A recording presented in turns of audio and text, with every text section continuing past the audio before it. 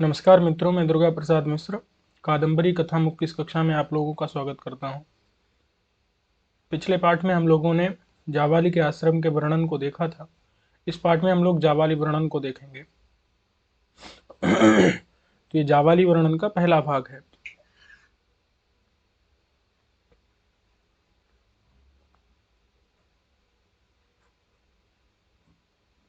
ठीक है, इसमें कुछ अंश लिखा हुआ नहीं था, जाड्यम ये अग्निनाम भूतिमत्तम इत्यादि, तो वो अब लिखा हुआ है।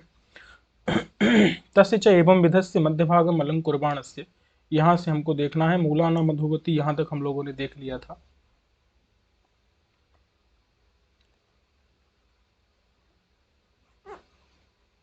जाबाली का वर्णन, ठीक है, पहला भाग है। तस्य च एवं विधस्य मध्यभागमलं कुर्बाणस्य अलक्तालोहित पल्लवस्य मुनिजनालंबित कृष्णाजिन जलकरक सनाथ शाखस्य तापस कुमारिकाभि आलबाल दत्त पीत पिष्ट पंचांगुलस्य हरिणशोभि पीयमानालबालक सलिलस्य मुनिकुमारकाबद्ध कुश्चीर दाम्नो हरित गोमयोपलेपन विवक्त तलस्य तक्षणकृत कुसुमोपहार रमणीयस्य नाति महतः परिमंडलतया विस्तीर्णावकाशस्य रक्ताशोकतरोरधश्छायायाम उपविष्टम। तो यहाँ पर आप देख रहे होंगे रक्ताशोक तरो ही षष्ठ्यंत के विशेषण पूर्व वाले जितने भी षष्ठ्यंत थे, ठीक है। तस्य एवं विधस्य मध्य भागमलम कुर्बाणस्य, ये सिय देखो रामस्य षष्ठी का रूप है ना। अलक्तालोहित पल्लवस्य मुंजनालंबित कृष्णाजन जलकरक सनाथ शाखस्य, यहाँ पंचांगुलस्य, यहाँ सलिलस्य, यहाँ दाम्नः, ये भी षष्ठी में होता है। विविक्त तलस्य रमणीयस्य नाति महतः विस्तीर्णावकाशस्य रक्ताशोक तरोः।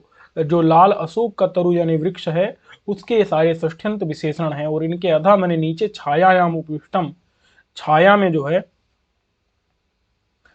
यहाँ पर जो है उसके रक्त लाल जो अशोक का वृक्ष है उसकी छाया में उपविष्ट माने बैठे हुए हैं। कौन? भगवान जावाली। उन भगवान जावाली को तोता बता रहा है कि मैंने देखा, ठीक है। अब वो जो भगवान जावाली है वो कहाँ मिलेंगे? तो वो बहुत दूर मिलेंगे आपको। जैसे जावाली आश्रम लंबा चला था वैसे भगवान जावाली जो है बहुत दूर मिलने वाले हैं। देखिए यहाँ पर मिलेंगे आपको, ये भगवंतम जावालिम पश्यम दिख रहा होगा।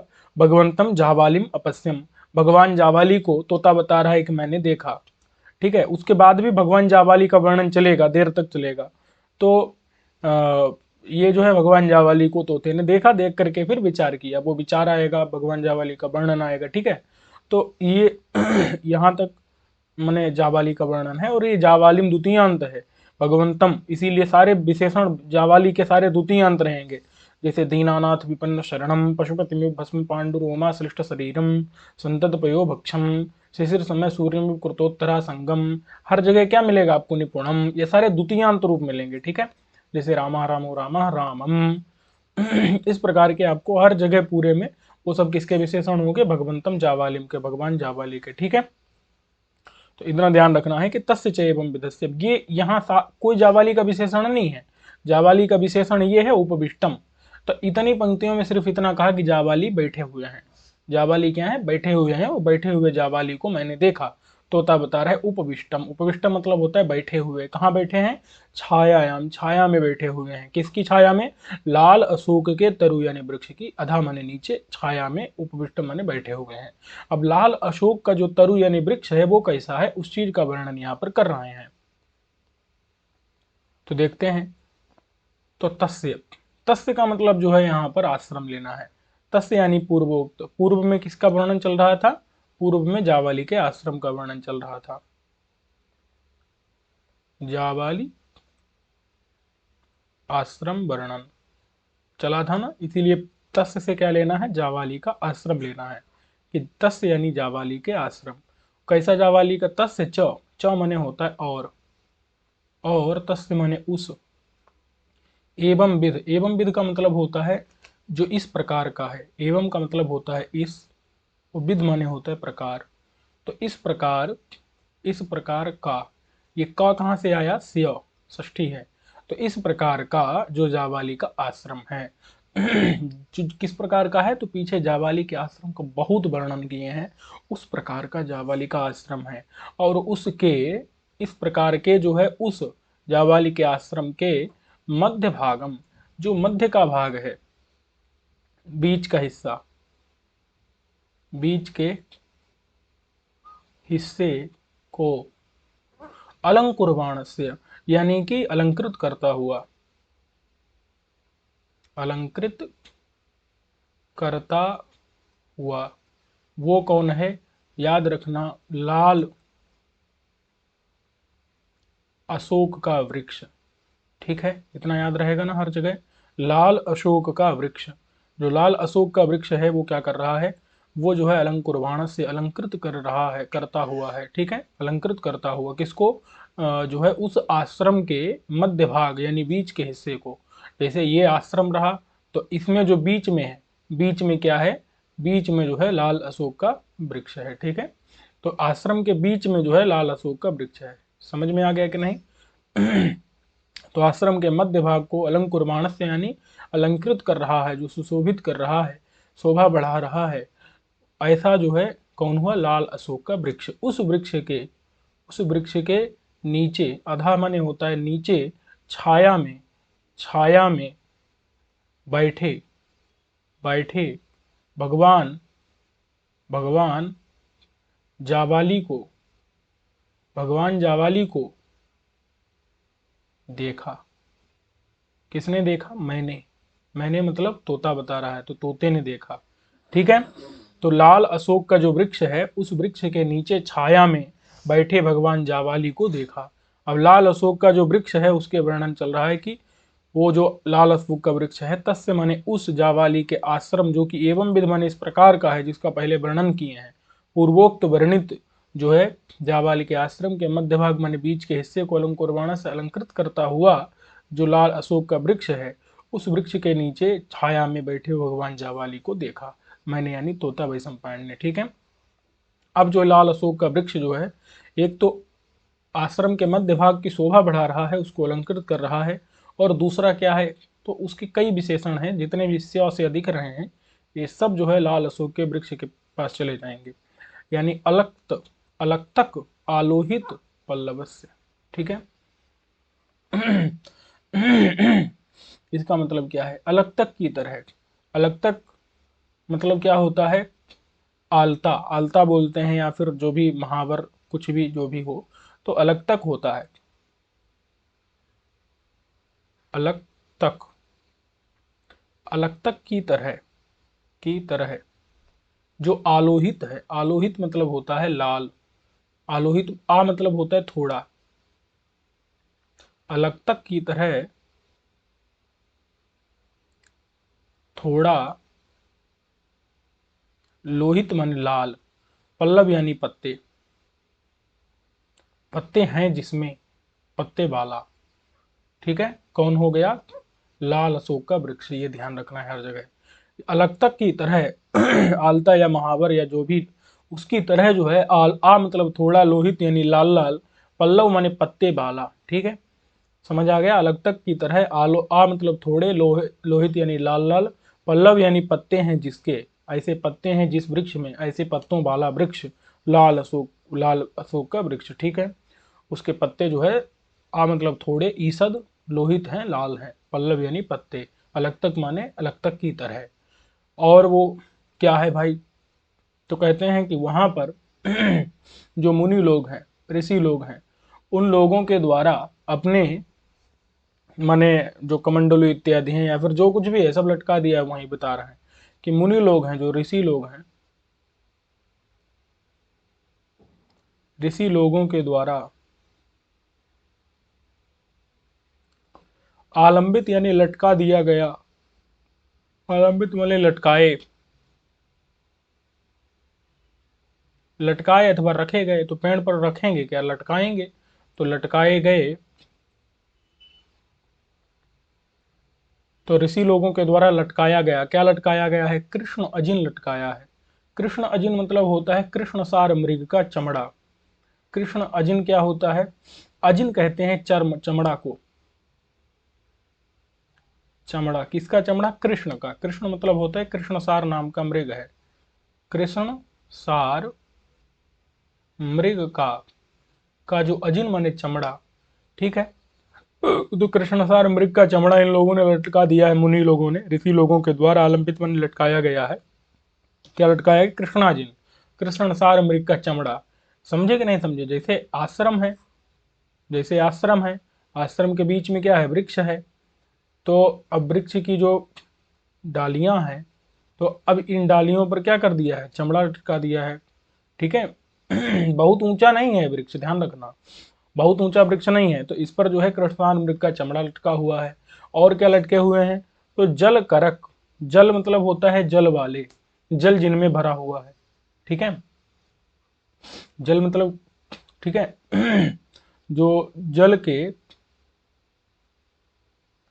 के पात्र जो कि नारियल से बनते हैं, नारियल इत्यादि से, ठीक है, तो नारियल इत्यादि से जो बने हुए जल के जो पात्र हैं, करक, करक यानी कमंडलू, आप समझ सकते हैं, कमंडल रहता है, ठीक है। तो जल के जो पात्र हैं जिनमें जल भर लेते हैं ना, कमंडल इत्यादि जो नारियल इत्यादि के बने हुए हैं, तो ऐसे वो मुनिजनों के द्वारा आलंबित माने लटकाए गए हैं। कृष्णाजिन माने कृष्णसार मृग का चमड़ा, और जल यानी जल के पात्र जो नारियल, जल करक, जल के जो करक यानी कमंडल इत्यादि, तो मुनि दो लोगों के द्वारा लटकाए गए। कहाँ लटकाए गए? वृक्षों की शाखाओं पर। तो इसलिए कमंडल इत्यादि से सनाथ माने युक्त, शाख मतलब होता है डाली, शाखा, डाली बाला, डालियां हैं जिसमें, शाखाएं हैं जिसमें, शाखा समझते हैं, शाखा माने डाली, ठीक है। समझ आ गया कि नहीं? जिसकी डालियों के ऊपर मुनिजनों के द्वारा आलंबित माने, मुनिजनों के द्वारा, ऋषि लोगों के द्वारा आलंबित माने लटकाए गए कौन? कृष्णा, जिन्होंने कृष्णसार मृग का चमड़ा, और जल करक, जल के पात्र जो नारियल इत्यादि के बने, करक माने कमंडल है। तो ऐसे कमंडल जो लटकाए गए हैं, कहाँ? ऋषि, ऋषि लोगों के द्वारा लटकाए गए हैं। और ऐसे कमंडल से सनाथ माने युक्त है, शाख मतलब डाली, शाखा जिसकी, तो ऐसी शाखाओं वाला, डालियों वाला कौन हो गया? ये लाल अशोक का वृक्ष, जिसकी डालियों पर मुनिजनों के द्वारा कृष्णसार मृग का चमड़ा और जल के करक कमंडलू आलंबित किए गए हैं, लटकाए गए हैं। तो ऐसी करक कमंडलू से सनाथ माने युक्त कौन हुई? डालियां। और ऐसी शाखाओं से युक्त कौन हो गया? शाखाओं वाला हो गया वृक्ष। तो शाखा से हो गया लाल अशोक का वृक्ष। और लाल अशोक का वृक्ष कैसा है? इतना समझ आ गया। अब कहते हैं कि तापस कुमारिका भी आल बाल दत्त पीत पिष्ट पंचांगुलस्य। देख लेते हैं, ये भी जो है लाल अशोक के वृक्ष का ही वर्णन है। तो देखो, वहां पर जो है पिष्ट का जो है पंचांगुल जो है दिया गया है, ठीक है। पीत पिष्ट, पीत मतलब होता है पीला, पीत माने पीला, पीला मतलब होता है हल्दी का, हल्दी का जो पिष्ट है, पिष्ट कहते हैं मतलब चूर्ण कह सकते हैं, ठीक है, पाउडर, चूर्ण। तो हल्दी का जो चूर्ण है, उस चूर्ण के जो पंचांगुल हैं, वो दत्त माने दिए गए हैं। दिए गए मतलब छाप देते हैं ना, जैसे हाथों को क्या करते हैं, दीवार इत्यादि पर छाप देते हैं, उसी प्रकार से वहां पर जो है आलवाल में, ठीक है, आलवाल किसे कहते हैं? जो क्यारी रहती है, क्यारी, आलवाल मतलब जो जड़ रहती है, जड़ का, जड़ अथवा क्यारी। तो उसमें जो है दत्त माने दिए गए हैं, रखे गए हैं, स्थापित किए गए हैं, छापे गए हैं, कुछ भी अर्थ कर सकते हैं। दिए गए, दिए गए हैं क्या? पीले माने हल्दी के जो पिष्ट माने चूर्ण के क्या दिए गए? पंचांगुल मतलब पांचों उंगलियां। समझ में आया कि नहीं? पांचों उंगलियां क्या करते हैं? जैसे छाप देते हैं ना, तो उसको, ये समझ आया कि नहीं? जो पांचों उंगलियां हैं उनको क्या करते हैं? पांचों उंगलियों को छाप देते हैं, तो वही जो है छापा गया है। समझ आ गया कि नहीं? तो पंचांगुल का मतलब क्या है? पांचों उंगलियां जिस जहां छापी गई हैं। तो पीले हल्दी के चूर्ण के जो पांच उंगलियां हैं, ठीक है।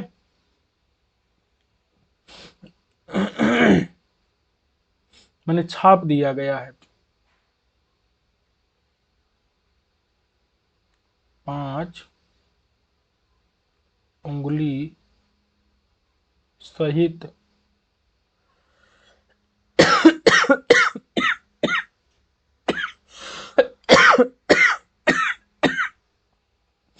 हाथ का छाप वाला। ठीक है, मैंने पांचों उंगली सहित जो हाथ की छाप है उस छाप वाला कौन है? वो लाल अशोक का वृक्ष है।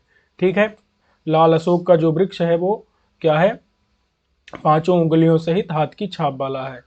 किसके छाप हैं वो? तो तापस कुमारी का भी। जो तापस कुमारिकाएं हैं, तापस कन्याएं हैं, मुनियों की जो कन्याएं हैं, तापस यानी मुनियों की जो कुमारिका यानी कन्याएं, तो मुनियों की कन्याओं के द्वारा आलवाल माने जड़ में और क्यारी में जो है दत्त माने दिए गए हैं, छाप दिए गए हैं, छाप। पीत पिष्ट माने पीले जो हल्दी का चूर्ण रहता है, उस चूर्ण के, उस लेप के, जो है क्या किए गए हैं? पंचांगुल माने पांच उंगली सहित जो हाथ का छाप है वो छाप दिए गए हैं। तो छाप वाला कौन हो जाएगा? लाल अशोक का वृक्ष। ठीक है, समझ आ गया कि नहीं? जो वृक्ष है उस वृक्ष के ऊपर उंगलियों के छाप दिए गए हैं, वृक्ष की जड़ में और क्यारियों में। ठीक है, तापस कुमारिकाओं के द्वारा, ताप मुनियों की कन्याओं के द्वारा आलवाल जड़ अथवा क्यारी में दत्त दिए गए हैं पीले हल्दी के पिष्ट मने चूर्ण जो लेप है उसके पंचांगुल मने पांच उंगलियों सहित हाथ के छाप। वो ऐसे छाप वाला कौन है? लाल अशोक का वृक्ष। हरिण शिशुभिः पीयमानाल बालक सलिलस्य। अच्छा, अब कहते हैं कि जो वृक्ष है उस वृक्ष की क्यारी है, क्यारी में जल भरा हुआ है। होता है ना, वृक्षों की क्यारी में जल भर देते हैं, तो उस जल को कौन पी रहे हैं?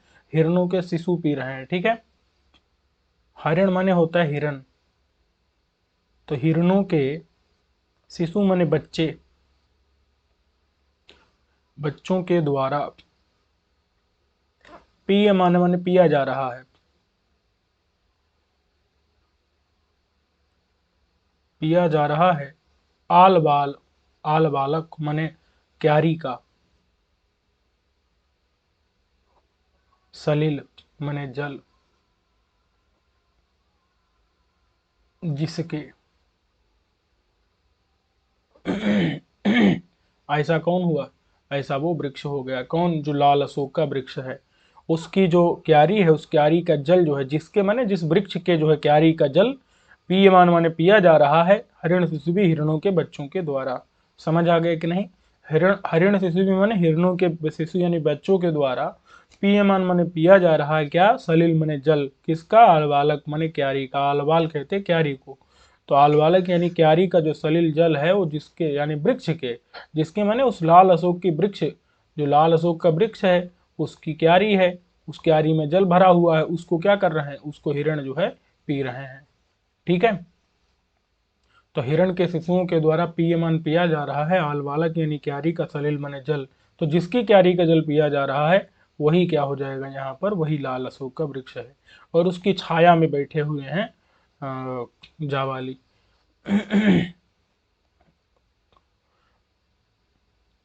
अब कह रहे हैं कि मुनि कुमार का बद्ध कुसचीर दामनो, मुनि कुमार का बद्ध, इसका मतलब क्या है भाई? जो मुनि कुमार हैं, ऋषियों के बालक,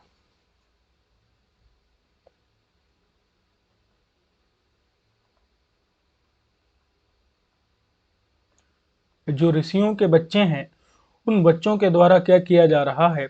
चारों तरफ जो है उसके लपेटा जा रहा है, बांधा जा रहा है। चारों तरफ क्या किया जा रहा है? लपेटा जा रहा है, बांधा जा रहा है। किसको बांधा जा रहा है? कुश के जो बने हुए, कुश के जो बने हुए वस्त्र हैं, उन वस्त्रों की रस्सियों को। ठीक है, समझना। तो ऋषियों के बच्चों के द्वारा आबद्ध माने, आ मतलब होता है चारों ओर से, अलग अलग जगह अलग अलग अर्थ होता है। चारों ओर से, बद्ध माने लपेटा जा रहा है। ठीक है, लपेटा जा रहा है तो पर लपेटा गया है। मुनि कुमार माने ऋषियों के कुमारक माने बच्चों के द्वारा, आ मतलब होता है चारों ओर से, बद्ध यानी लपेटा गया है। क्या? कुश चीर, जो कुश के होते हैं कुश के बने हुए चीर मने कपड़े। तो ऐसे कपड़े के दाम यानी कि रस्सी,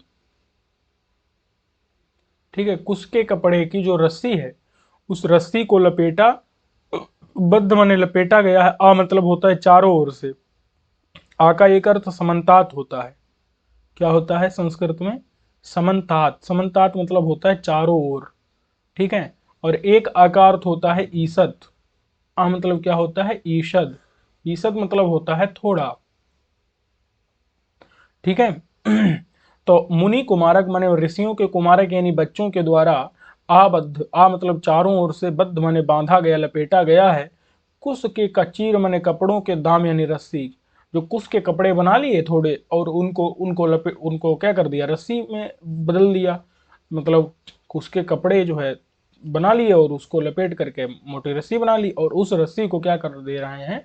वो वृक्ष के चारों ओर जो है लपेट दे रहे हैं, जो ऋषियों के बच्चे हैं खेल खेल में। समझ में आ गया कि नहीं? तो ऋषियों के कुमारक बच्चों के द्वारा, मुनि के कुमारकों के द्वारा माने बच्चों के द्वारा, मतलब चारों ओर से बद्ध लपेटा गया है कुश की चीर माने कपड़े। कुश के जो कपड़े हैं, कुश तो सबको पता होगा, नहीं पता होगा सर्च कर लेना गूगल पर। तो कुश, कुश के जो चीर माने कपड़े, उन कपड़ों की जो दामन यानी रस्सी, तो वो रस्सी जो है जिस पेड़ के चारों ओर लपेटी गई है, ऐसी रस्सी बाला कौन हो जाएगा? लाल जो अशोक का तरु यानी वृक्ष है, ठीक है, लाल जो माने अशोक का जो तरु यानी वृक्ष है, हो जाएगा।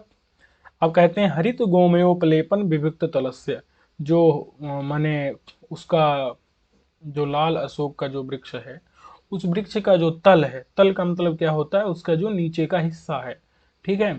तल मतलब क्या है? जैसे वृक्ष तो होता है, तो वृक्ष में क्या, वृक्ष तो ऊंचा सा रहता है, ठीक है।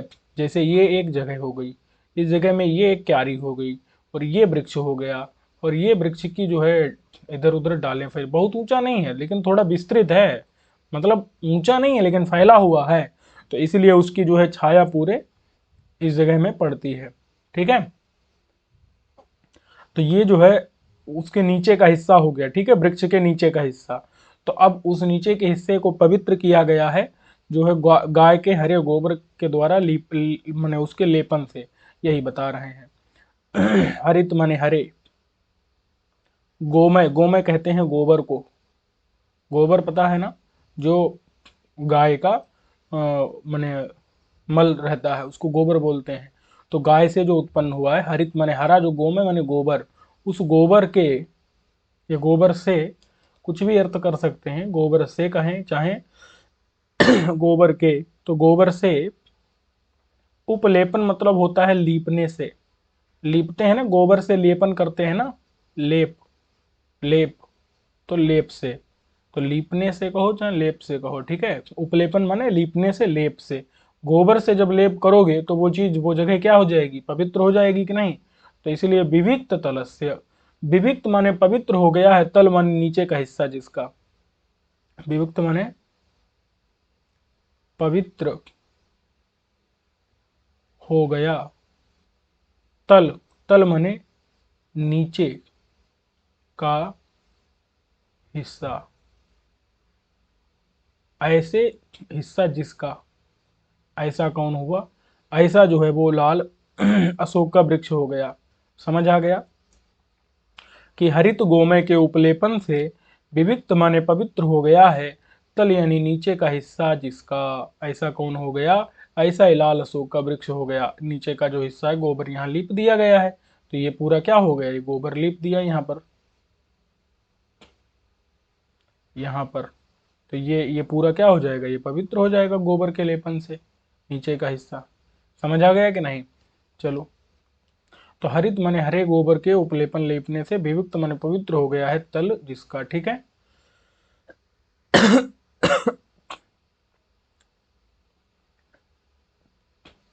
अब हरा गोबर तो इस प्रकार का होगा भाई,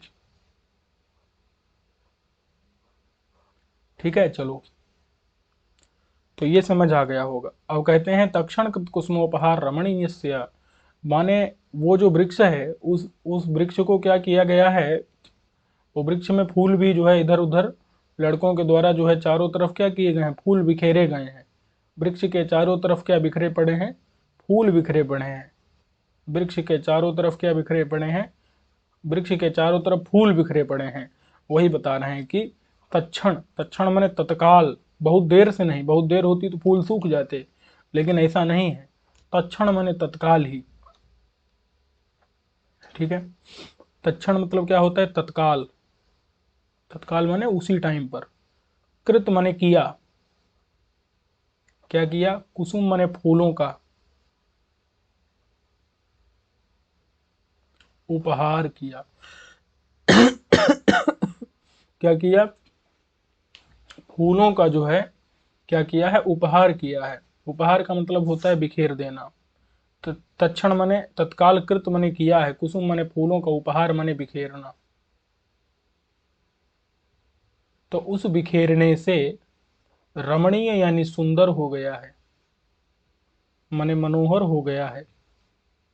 कौन हो गया है मनोहर, वही लाल अशोक का वृक्ष। वो लाल अशोक का जो वृक्ष है वो रमणीय हो गया है, रमणीय यानी सुंदर मनोहर हो गया। क्यों, कुसुम माने फूलों के, उपहार माने बिखेरने से।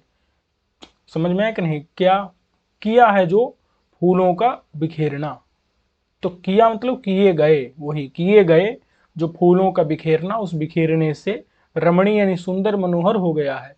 और वो फूल कब बिखेरे गए हैं, तत्क्षण माने तत्काल बिखेरे गए हैं। समझ में आ गया कि नहीं, तत्क्षण माने तत्काल ही, कृत माने किया गया है।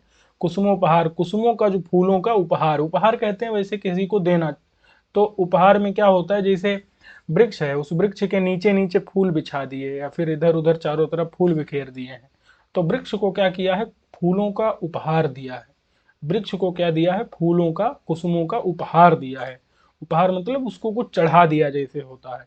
तो उसको चढ़ा दिया है मतलब चारों तरफ से जो है फूल ही फूल बिखेर दिए हैं। तो वृक्ष को फूलों का, कुसुमों का उपहार दिया है। तत्क्षण मैंने तत्काल ही, कृत मैंने किया है क्या, कुसुमोपहार मैंने फूलों का उपहार, मैंने फूलों का बिखेरना। उस बिखेरने से जो है रमणीय मैंने सुंदर मनोहर हो गया है लाल अशोक का वृक्ष। और नाति महतः, वो वृक्ष जो है, न मने नहीं, अति मने बहुत, महतः मने बड़ा, बहुत जो बड़ा है, बहुत विशाल मने बहुत ऊंचा नहीं है, बहुत ऊंचा नहीं है वृक्ष, है वृक्ष इतना ही, लेकिन फैला बहुत है। ये बताना चाह रहे हैं कि परिमंडल तया, परिमंडल का मतलब होता है फैलना। समझ में आया कि नहीं, माने गोल गोल गोल बहुत है। परि माने चारों ओर से, मंडल माने गोल गोल। तो मतलब ये है कि गोल होने से, गोल होने से, परिमंडल तया माने गोल गोल होने के कारण विस्तीर्णावकाश से। अब जो देखो, अब अगर बहुत ऊंचा होता, बहुत ऊंचा होता तो बताओ उसके नीचे ज्यादा जो है माने छाया होती, नहीं होती। तो क्या है, बहुत माने नीचा ही है लेकिन गोल गोल जो है ऐसे इस प्रकार का है, तो छाया नीचे ज्यादा हो गई। और यही बहुत ऊंचे होता तो यहीं पर छाया थोड़ी सी जो है आती, और तो चारों तरफ से क्या आ जाती, धूप ही आ जाती। लेकिन यहाँ थोड़ा नीचे है तो यहाँ पर जो है धूप नहीं आती है, तो इसका जो छाया वाला भाग ज्यादा हो गया है। वही बता रहे हैं कि न अति महता, बहुत ऊंचा बहुत बड़ा नहीं है, लेकिन परिमंडलतया मैंने गोल गोल होने के कारण और थोड़ा फैला हुआ होने के कारण विस्तीर्ण अवकाश से, जो इसका नीचे का अवकाश है, अवकाश माने होता है जगह, खाली नीचे की जो जगह है, वो विस्तीर्ण माने बड़ी है, विस्तीर्ण माने बहुत बड़ी है। वो नीचे की जगह जो है बहुत बड़ी है। अवकाश माने नीचे की जगह, नीचे की खाली जगह। तो ऐसी जगह वाला कौन हो गया, ये रक्त अशोक तरु। रक्त माने लाल, अशोक का वृक्ष, लाल लाल जो अशोक का तरु यानी वृक्ष। ठीक है, लाल अशोक का जो वृक्ष है वो विस्तीर्ण अवकाश से, विस्तीर्ण माने बहुत बड़ी, समझ में आ गया, विस्तीर्ण माने बहुत बड़ी जो है जगह है नीचे की, जो माने वृक्ष है उस वृक्ष के नीचे की जो जगह है, नीचे की जो जगह है ये जो है बहुत बड़ी है, विस्तीर्ण है, बहुत बड़ी है जो है, विस्तीर्ण माने बहुत बड़ी है। क्या जगह है, अवकाश, अवकाश कहते हैं खाली जगह को, खाली जगह जो है वो क्या है, बहुत बड़ी है। समझ में आ गया कि नहीं, अवकाश जो है माने नीचे की खाली जगह जो है वो बहुत बड़ी है। ठीक है, तो ऐसा जो लाल अशोक का वृक्ष है उसकी छाया में, उस वृक्ष की अधा, अधा का मतलब होता है नीचे, उस वृक्ष के नीचे वही जो खाली जगह अवकाश था ना, नीचे की खाली जगह, ऐसी जगह वाला था वृक्ष, तो वो विस्तीर्ण माने बहुत बड़ी है, तो वही अवकाश जो है नीचे की खाली जगह है, विस्तीर्ण मतलब बहुत बड़ी अवकाश है, खाली जगह है। तो ऐसे जो लाल माने अशोक का वृक्ष है उसके अधा माने नीचे छायायाम, उसके नीचे छायायाम माने छाया में, छाया में उपविष्टम माने बैठे हुए, बैठे हुए वही भगवान जाबाली को देखा। उपविष्टम कौन? भगवान, भगवान जाबाली को देखा। ठीक है भगवंतम जावालिम उपस्यम, भगवान जाबाली को देखा, वृक्ष के नीचे छाया में बैठे हुए भगवान जाबाली को देखा।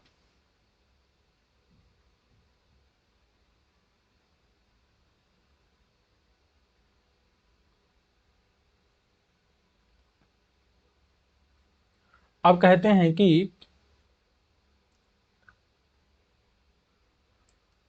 उग्र तपोभिः भुवनमिव सागरैः कनकगिरिमिव कुलपर्वतैः क्रतुमिव वैतानिक वह्निभिः कल्पांत दिवसमिव रविभिः कालमिव कल्पैः समन्तात् महर्षिभिः परिवृतम। समन्तात् मतलब होता है चारों ओर से। ठीक है, समन्तात् का मतलब क्या है? चारों ओर से। समन्तात् मैंने अभी बताया था मैंने, आ मतलब समन्तात्, समन्तात् माने चारों ओर से, महर्षि माने महर्षियों से, परिवृत माने घिरे हुए हैं, कौन? भगवान जावाली। तो ऐसा अच्छा वो महर्षि कैसे हैं? तो कहते हैं उग्र, उग्र माने खतरनाक, भयंकर, बहुत तेज तप वाले हैं, बहुत जो है अत्यंत तीक्ष्ण तप किया है जिन महर्षियों ने। समझ आ गया कि नहीं? तो उन महर्षियों से घिरे हुए भगवान जावाली कैसे लग रहे हैं, समझ आया इतना? देखो, जो भगवान जावाली हैं वो पेड़, जो पेड़ है उसकी छाया में बैठे हुए हैं भगवान जावाली, यहाँ पर बैठे हैं भगवान जावाली। उनके चारों तरफ जो है कौन घिरे हुए हैं? चारों तरफ जो है उनके मुनि बैठे हुए हैं। ठीक है, उनके जो है चारों तरफ कौन बैठे हुए हैं? चारों तरफ उनके जो है मुनि बैठे हुए हैं चारों तरफ। ठीक है, बीच में जो है भगवान जावाली बैठे हुए हैं, चारों ओर से जो है उनको मुनियों ने घेर रखा है। समझ में आ गया कि नहीं? वही बता रहे हैं, महर्षि, महर्षि यानी होता है मुनि। और उग्र तपो भी, उग्र माने भयंकर, जो है बहुत तीक्ष्ण तेज जो है तप करने वाले जो महर्षि हैं, उनसे समन्तात माने चारों ओर से, परिवर्तन माने घिरे हुए हैं, कौन? भगवान जावाली। अब इसी चीज को जो है अन्य अन्य चीजों से क्या कर रहे हैं? इसकी तुलना कर रहे हैं। ठीक है, उपमा दे रहे हैं। एक ही उपमान है, कौन? जाबाली। उनकी जो है कई चीजों से जो है उपमा दे रहे हैं।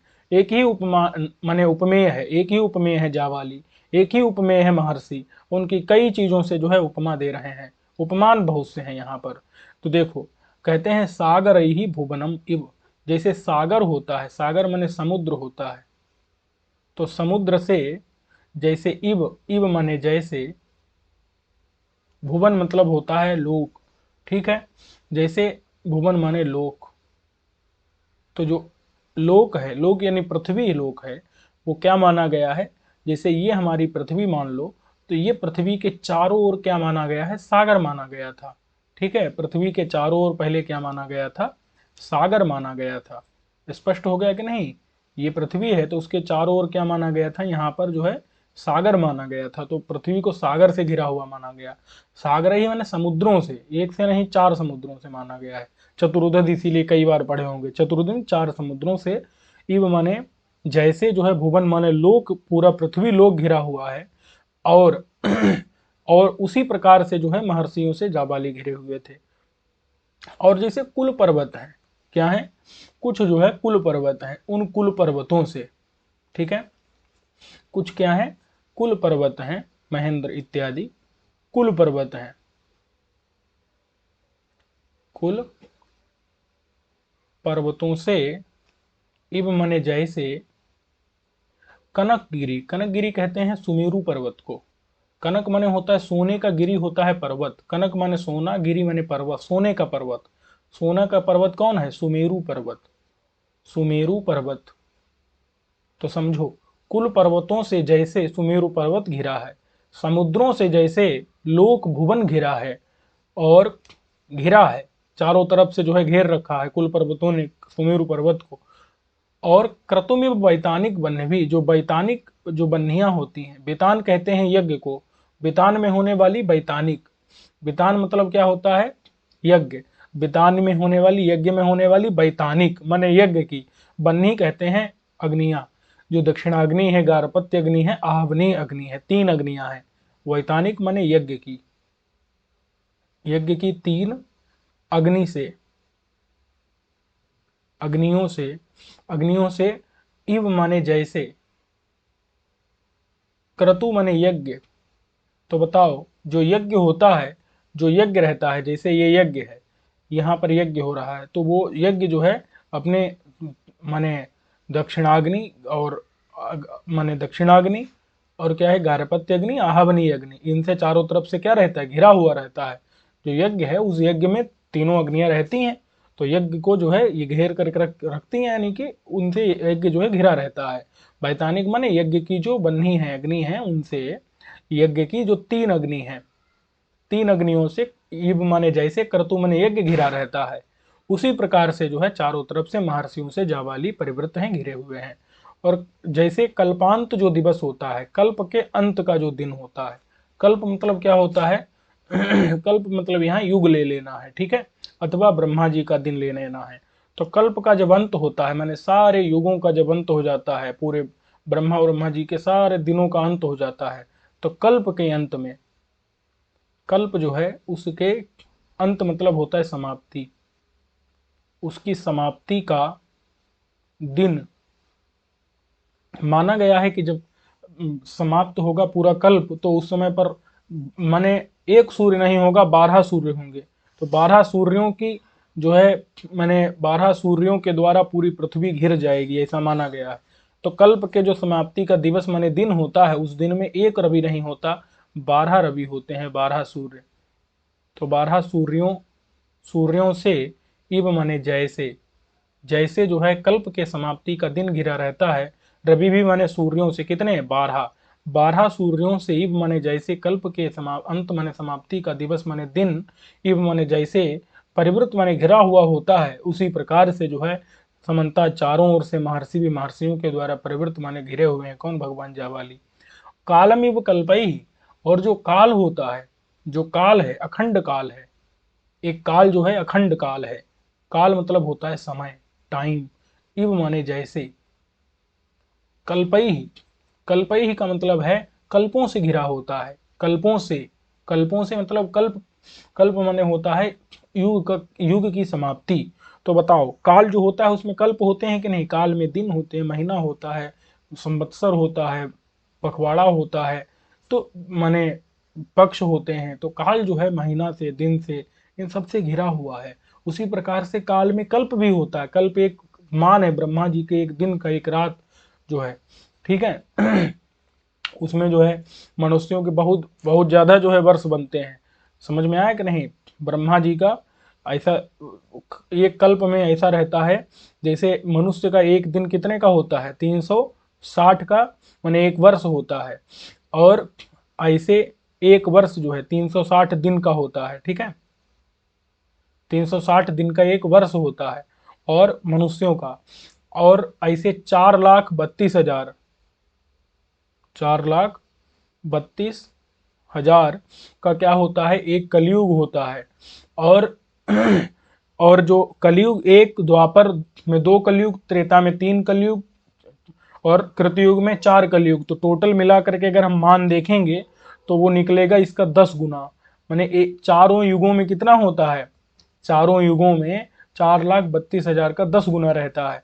तो इतने, और फिर उसमें भी जो है माने एक चतुर्युग में तो इतना आता है, इतने दिन आते हैं, और अगर हम इतना निकालेंगे तो इतने वर्ष आएंगे एक चतुर्युग में, एक एक कलयुग में इतने आएंगे, चारों युगों का जोड़ोगे तो इतने आ जाएंगे, माने 4,32,000 से 10 से गुणा कर दोगे तो उसका 10 गुना हो जाएगा ना, क्योंकि द्वापर के 2, त्रेता के 3, कृतयुग के 4, और ये सब मिलाओगे मिलाओगे टोटल 10 हो जाएंगे, तो 10 गुना।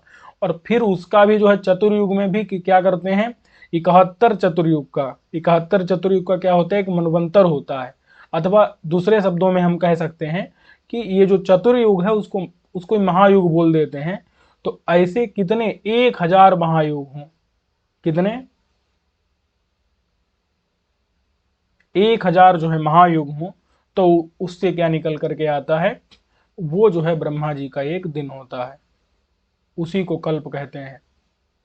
ठीक है, अब कुछ गणना और भी अगर हो तो आप लोग देख लीजिएगा, ये मैं सामान्य रूप से मोटा मोटा आपको बता दिया। नहीं तो और इसमें ऐसा रहता है ना, 71 चतुर्युग रहते हैं, 71 क्या रहते हैं, चतुर्युग। तो पहले हम 71 से गुणा करते हैं चतुर्युग, और फिर उसमें जो है 15 मनुसंधि रहती हैं, 15 मनुसंधि रहती है, लेकिन मनुसंधि का मतलब होता है 15 गुणा, और ये 4,32,000, एक मनुसंधि मतलब होता है एक कृतयुग के बराबर होती है, यानी कि इसका 4 गुना। तो 15 गुणा 4 गुणा, माने ये जो है मनुसंधि अगर हम निकालेंगे तो 15 गुणा 4 गुणा, और ये जो है 4 3, ये तो चूंकि आ ही चुका है तो हम इसको इस प्रकार से कर लेंगे। अब आप ये देखना पड़ेगा थोड़ा सा, इसमें 15 मनुसंधियां रहती तो 71, और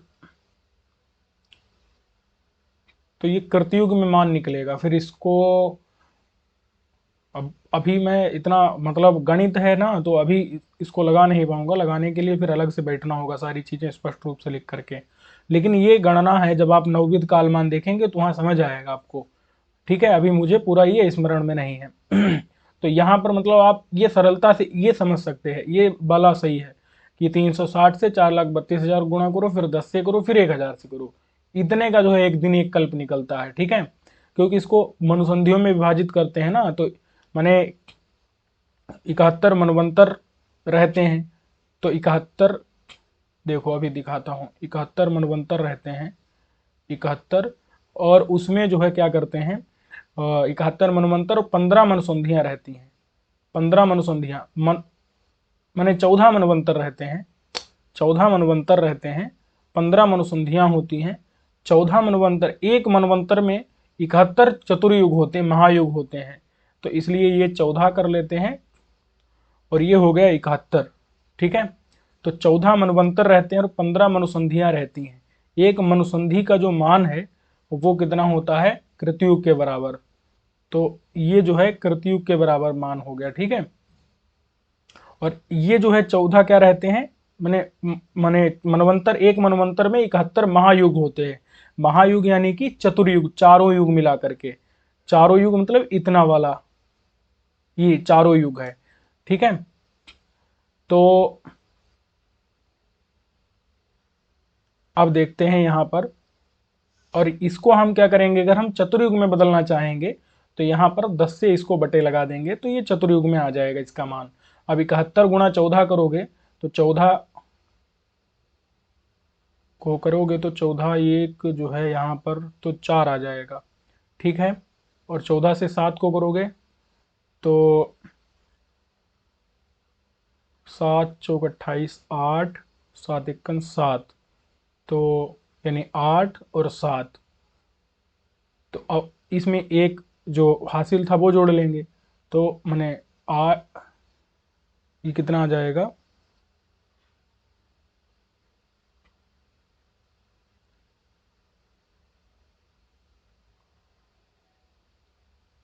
दो 9, 7 एकन 7 और 7 चौक 28, 9 98, और 98 में एक हासिल का जोड़ लेंगे, हो जाएगा 99। तो ये यहाँ पर जो है 994 आएगा मान। और यहाँ जब हम करेंगे ना 15 चक्कू 60 बटे 10 बराबर 6, तो ये 6 आएगा, तो बराबर कितना आएगा, 1000। 1000 आ गया ना, 994 और 6, वही मैं देखो 1000 यहाँ गुणा करवाया था, क्योंकि इसमें 71 क्या होते हैं, 71 मनवंतर होते हैं, मैंने 14 मनवंतर होते हैं, और 15 मनुसंधियां होती हैं। एक मनुसंधि का मान 4 कृतयुग, माने एक मनुसंधि का मान कृतयुग के बराबर होता है। कृतयुग में मतलब 4 कलयुग, 4 कलयुग हैं, और चतुर्युग निकालना है तो 4/10 कर देंगे तो चतुर्युग निकल आएगा। ऐसे करके ये गणना आप देख सकते हैं। तो ये कल्प जो होता है तो वो सबसे मतलब बड़ा ये मान सामान्य रूप से हो गया। और ऐसे एक दिन का कल्प होता है, एक दिन की, एक कल्प की मतलब रात होती है, एक दिन कल्प होता है, एक रात कल्प होती है ब्रह्मा जी की, और इसी प्रकार से ये गणना चलती रहती है। ठीक है, तो ऐसे कालमिव कल्पैहि, कल्पैहि कालमिव का इव माने जैसे जो काल रहता है वो कल्पों से घिरा रहता है, ऐसे ही समन्तात माने चारों ओर से, चारों ओर से, महर्षि भी माने महर्षियों के द्वारा, महर्षियों के द्वारा, परिवृत माने घिरे हुए। अच्छा, एक मिनट, ये आपको कुछ दिखा नहीं होगा, अभी आप देख सकते हैं, ध्यान नहीं दिया था मैं, कोई बात नहीं, अभी आप देख लीजिए। यहाँ पर दिन जो है वो कल्प बराबर रहता है, ठीक है। और ये मैं क्या बता रहा था, ये तो थोड़ा सा गलत हो गया था, तो ये समझ आ गया होगा। समन्ता चारों ओर से, महर्षि महर्षियों के द्वारा, परिवृत माने घिरे हुए, घिरे, घिरे हुए कौन है, भगवान जाबाली, ठीक है। समन्ता चारों ओर से, महर्षि महर्षियों के द्वारा, परिवृत माने घिरे हुए कौन है, भगवान जाबाली। समझ आ गया कि नहीं। तो ऐसे जो है जाबाली को, परिवर्तन माने घिरे हुए भगवान जाबाली को तोता वैशंपायन बता रहा है कि मैंने देखा, ठीक है। तो इस पाठ को यहीं तक रहने देते हैं, बचा हुआ हिस्सा है हम लोग अगले पाठ में देख लेंगे। सर्वेभ्यो नमो नमः।